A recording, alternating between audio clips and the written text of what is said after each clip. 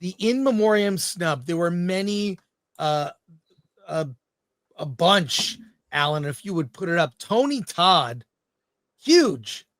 Where was Tony Todd? Michelle Trachtenberg.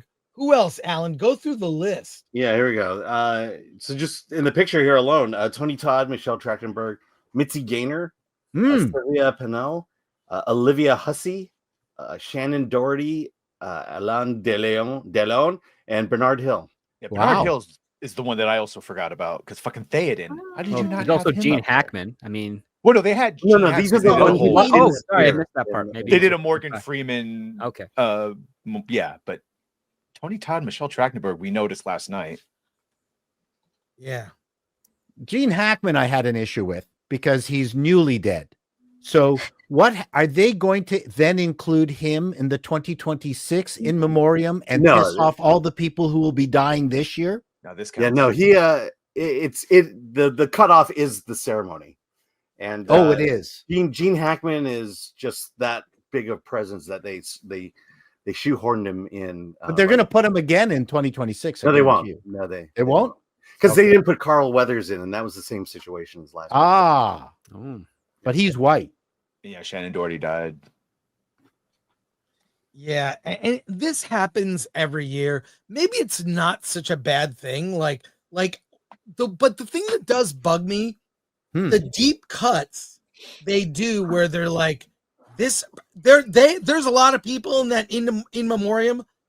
I'm like, okay, I don't know who that person is. I know movies they worked on, but they bring in. I'm not, diminishing the achievements of the people that are on the in memoriam, but there are a lot of people that weren't recognizable that were in the in memoriam.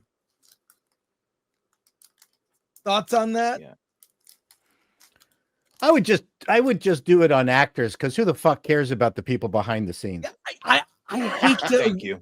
Thank you for saying that. Paul, I agree with you.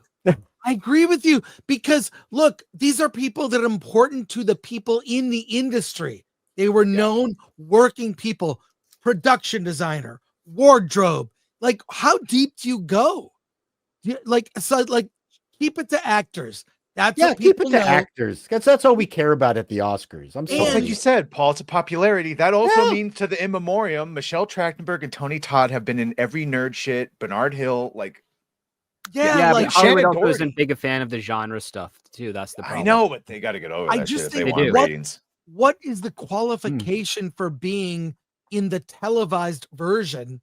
What bumps you off the list? And do they just do a QR code to get the full list? Like they did a QR code for the songs, which was kind of weird. But what happened to David Lynch? He was in it. He was in it. He was? Yeah, this is the snubbed list, but definitely David Lynch is in it. Snubbed, yes. Okay. No, I didn't remember him in the dead list. Actors and directors, we know, maybe producers. But yeah, I feel like they need to do that. And by the way, not including the songs was a good idea. It slows the show down. QR code, you could listen to those or whatever. Yeah, I agree. Because also the songs shouldn't have done RRR last year. Is that what you're saying? Or 2 years ago? No, they did do it, and I'm happy they did. I'm just saying that was a good choice, but the show is bloated as it is. One thing I'll say, glazing thing they got to stop before they hand out the award. We're like, and you were so good, and you were so good, and they say something good about every single person. Holy hell, it takes forever. Let me get to that. But last thing, Diane Warren is a songwriter. He has been nominated 16 times. Oh, never won? Never won once. I've met her. She is a lovely person. And the fact that 16 nominations, 0 wins. Great songwriter. Yeah, and something to say there. But you're right, that kiss-assy thing, Badger, you were talking about. Yeah. Kieran they had more than Culkin. one person do it. Yeah. Well, he was it was weird.